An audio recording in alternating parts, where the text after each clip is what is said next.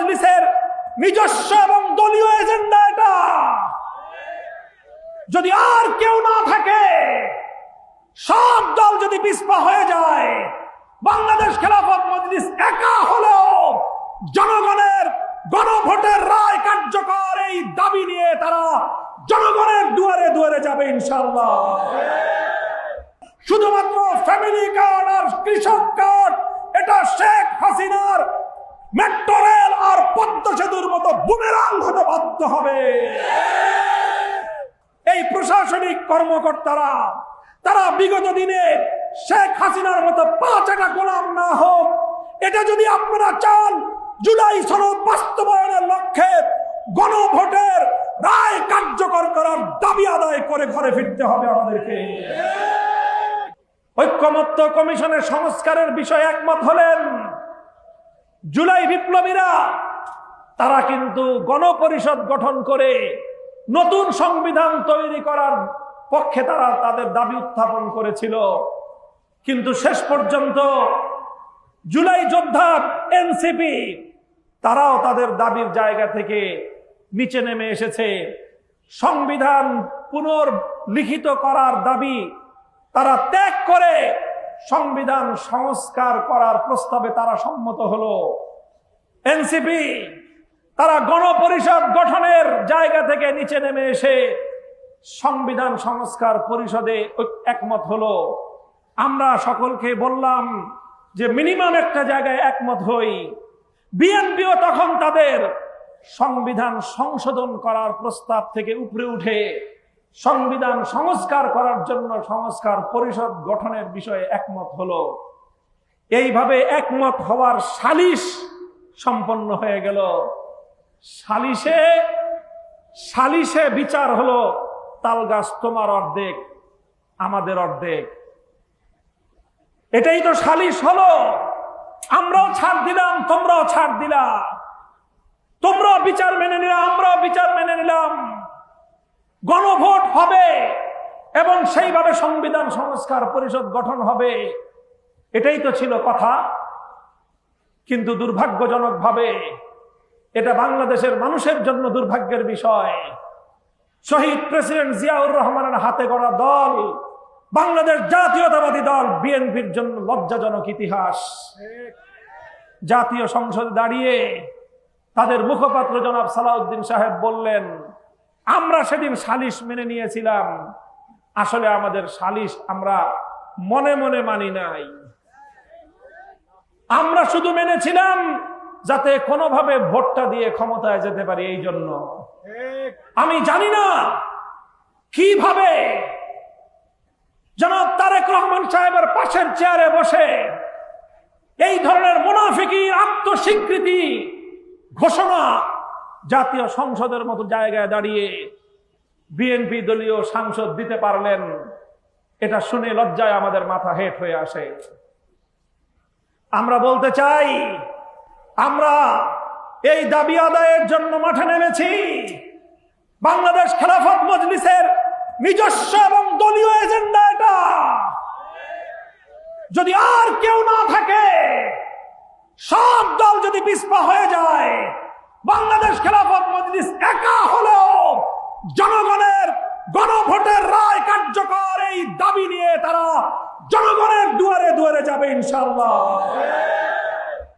আমরা দ্ব্যর্থহীন ভাষায় বলতে চাই, এই জুলাই সনদের স্পিরিট যদি আজকে আমরা বাস্তবায়ন করতে ব্যর্থ হই, তাহলে আবার নতুন করে ফ্যাসিবাদ বাংলাদেশে ফিরে আসবে। আবার বাংলাদেশকে দিল্লির গোলামীর জিঞ্জিরে আবদ্ধ করা হবে। রক্ত দিয়ে যেভাবে আমরা দিল্লির গোলামীর শাসন ব্যবস্থাকে উৎখাত করেছি, জীবন দিয়ে দিল্লির কেনা গোলামকে আমরা দিল্লিতে পাঠিয়ে দিয়েছি, নতুন করে আমার স্বাধীন সার্বভৌম বাংলার মাটিকে দিল্লির করতলগত হতে দেব না ইনশাআল্লাহ। সংগ্রামী সাথী ও বন্ধুগণ, কথাটা ভালো করে বুঝবেন আপনারা। এই ঐক্যমত্য কমিশনে জুলাই সনদে ঐক্যমতের ভিত্তিতে যেই সকল সিদ্ধান্তগুলো হয়েছিল, বিশেষ করে ফ্যাসিবাদ দমন করার জন্য এবং সকল ক্ষমতা যেন এক প্রধানমন্ত্রীর হাতে কুক্ষিগত না থাকে। প্রধানমন্ত্রীর কিছু ক্ষমতা রাষ্ট্রপতির হাতে যাবে, প্রধানমন্ত্রীর কিছু ক্ষমতা প্রধান বিচারপতির কাছে যাবে, প্রধানমন্ত্রীর কিছু ক্ষমতা স্বাধীন একটি নিয়োগ কমিশন গঠন করে সেখানে যাবে। এইভাবে ক্ষমতার ভারসাম্য প্রতিষ্ঠার মধ্য দিয়ে প্রধানমন্ত্রী যেন দেশের নির্বাহী কার্যক্রমের দিকে মনোযোগী হতে পারেন, আর রাষ্ট্রের স্থায়ী যেই কাঠামো গঠন হয় সেটা যেন দলীয়করণ না হয়। রাষ্ট্রের পুলিশ যেন দলীয় বাহিনীতে পরিণত না হয়। পাবলিক সার্ভিসে যারা চাকরি করেন সেই প্রশাসনিক লোকেরা তারা যেন দলীয় ক্যাডার বাহিনীতে পরিণত না হয়। এটার জন্যই জুলাই সনদে গুরুত্বপূর্ণ ধারাগুলো সংযুক্ত করা হয়েছিল। আমি আজ বাংলাদেশের এই প্রাণ কেন্দ্র এই পল্টন এলাকাবাসীর কাছে জিজ্ঞাসা করতে চাই, আপনারা কি বৈষম্যমূলক বাংলাদেশ দেখতে চান?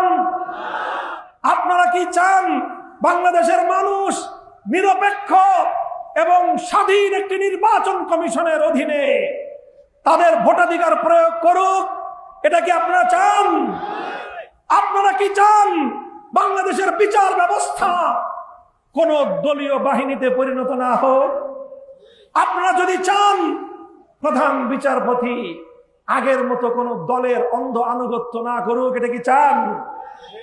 আপনারা যদি চান পুলিশ বাহিনী বিগত দিনের শেখ হাসিনার পুলিশ লীগে পরিণত না হোক, আপনারা যদি চান বাংলাদেশের প্রশাসনিক ক্যাডার এই প্রশাসনিক কর্মকর্তারা তারা বিগত দিনে শেখ হাসিনার মতো পাঁচটা গোলাম না হোক, এটা যদি আপনারা চান, জুলাই সনদ বাস্তবায়নের লক্ষ্যে গণভোটের রায় কার্যকর করার দাবি আদায় করে ঘরে ফিরতে হবে আমাদেরকে।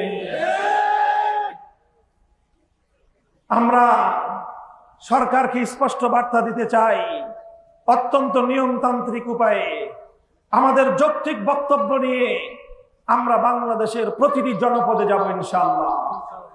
এদেশের মানুষকে বোঝাবো, বলবো যে তোমাদের গণভোটের রায় কিভাবে অপমান করা হয়েছে। তাদেরকে বলবো তোমাদের 70% মানুষের গণভোটের রায়কে বৃদ্ধাঙ্গুলি প্রদর্শন করছে তোমাদের সরকার। আমরা বলবো, আমরা যা বলবো প্রকাশ্যে বলবো। আমরা মনের মধ্যে প্রতারণা রেখে জনগণের সঙ্গে ধোঁকাবাজি করব না ইনশাআল্লাহ। সেই সাথে আজ আপনারা নির্বাচিত হয়ে জনগণের মুক্তির বদলে বিভিন্ন উপায়ে নিত্য প্রয়োজনীয় দ্রব্যগুলোর দাম বৃদ্ধি করে বাজেটের আগেই কোনো আলাপ আলোচনা ছাড়াই একতরফা ভাবে তেলের দাম বৃদ্ধি করা, গ্যাসের দাম বৃদ্ধি করা, বিদ্যুতের দাম বৃদ্ধি করা, এগুলো সব সেরে তারপরে এসেছেন বাজেট নিয়ে। এটাও জনগণের সঙ্গে, দেশের মানুষের সাথে, এমনকি জাতীয় সংসদের সাথে এক ধরনের প্রতারণা। আমরা বিরোধী দলের জায়গা থেকে সরকারের কাছে স্পষ্ট আহ্বান জানাতে চাই, বিগত দিনের শেখ হাসিনা মার্কা উন্নয়নের গণতন্ত্রের সেই বুলি এদেশের মানুষকে আর নতুন করে শোনাবার চেষ্টা করবেন না। উন্নয়ন করা এটা হলো সরকারের রুটিন মাফিক কাজ, আর দেশের জনগণের সম্মান রক্ষা করা, দেশের মানুষের অধিকার তাদেরকে বুঝিয়ে দেওয়া, দেশের মানুষের শুধুমাত্র ফ্যামিলি কার্ড আর কৃষক কার্ডের মাধ্যমেই মানুষের প্রকৃত সম্মান এবং মর্যাদা পুনরুদ্ধার হবে না। সর্বপ্রথম বাংলাদেশের মানুষের কাছে তাদের ভোটাধিকারের হক, তাদের পাওনাটা তাদেরকে বুঝিয়ে দিতে হবে।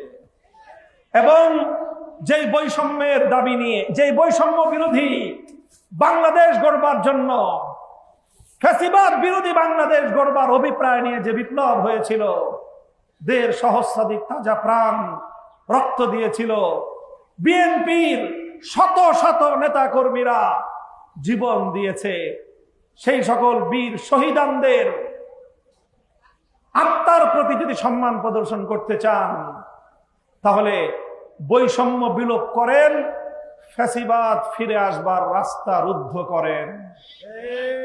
আজ আমরা বলছি এ কথাগুলো আপনাদের শুভাকাঙ্ক্ষী হিসাবে, সমালোচনা করছি। আমাদের সমালোচনাগুলো সইবার মতো আপনাদের ধৈর্য ধারণ করতে হবে। সরকারে বসেছেন, এত অধৈর্য হয়ে গেলে ক্ষমতার মসনদ সামাল দিতে পারবেন না। ক্ষমতার মসনদ সামাল দিতে হবে, বাংলাদেশের স্বাধীনতা রক্ষা করতে হবে, এদেশের মানুষকে তাদের উন্নয়নের অধিকার যেভাবে বুঝিয়ে দিতে হবে, এদেশের মানুষের কাছে তাদের সম্মান, মর্যাদা এবং আত্মমর্যাদার গৌরব তাদের কাছে ফিরিয়ে দিতে হবে। এটা যদি করতে না পারেন, তাহলে বড় বড় মেট্রো রেল করে আর বড় বড় পদ্মা ব্রিজ করে কিন্তু শেখ হাসিনা বাংলাদেশের মাটিতে টিকতে পারে না।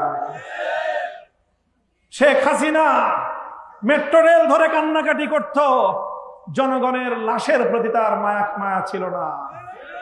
শেখ হাসিনা সে পদ্মা সেতু আর বিশাল বিশাল সড়কের জন্য কান্নাকাটি করত, এদেশের রক্ত ঝরা লাশগুলো দেখে তার হৃদয় কেঁদে উঠত না। সেখান থেকে শিক্ষা গ্রহণ করুন। ফ্যামিলি কার্ড, কৃষক কার্ড সহ জনগণের অর্থনৈতিক উন্নতির জন্য ইতিবাচক ভূমিকাগুলো পালন করে যান। কিন্তু মনে রাখবেন, যতক্ষণ পর্যন্ত আপনি আপনার জনগণকে সম্মান এবং মর্যাদা দিতে না জানবেন, না পারবেন, শুধুমাত্র ফ্যামিলি কার্ড আর কৃষক কার্ড এটা শেখ হাসিনার মেট্রো রেল আর পদ্মা সেতুর মতো বুমেরাং হতে বাধ্য হবে।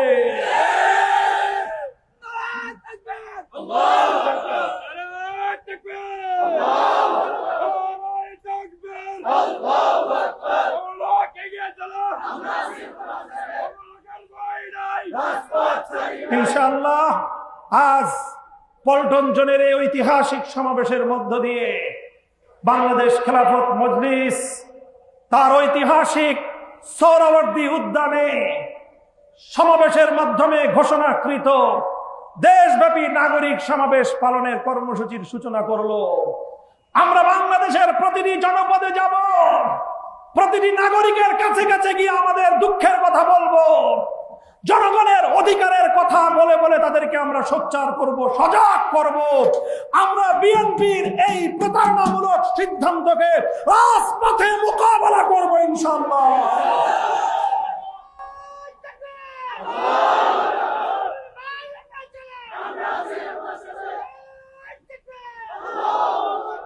আমাদের অধৈর্য নাই, আমরা সরকারের পতন ঘটাবার জন্য অস্থির হয়ে পড়ি নাই। আমরা চাই সরকার 5 বছর টিকে থাকুক, তবে সরকারকে আমরা এমন জায়গায় আনতে চাই যেন সরকার বুঝতে পারে দেশের মানুষের ম্যান্ডেট বাস্তবায়ন করা ছাড়া সরকার টিকে থাকতে পারবে না। আপনার স্বপ্নগুলো আকাশ ছুবে প্রবাসীর হেলিকপ্টারের মাধ্যমে। বিয়ে, জন্মদিন অথবা যে কোনো বিশেষ প্রয়োজনে হেলিকপ্টার ভাড়া করতে যোগাযোগ করুন স্ক্রিনে দেয়া নাম্বারে। প্রবাসীর হেলিকপ্টার, নিরাপদ ও সাশ্রয়ী বাহনের বিশ্বস্ত নাম।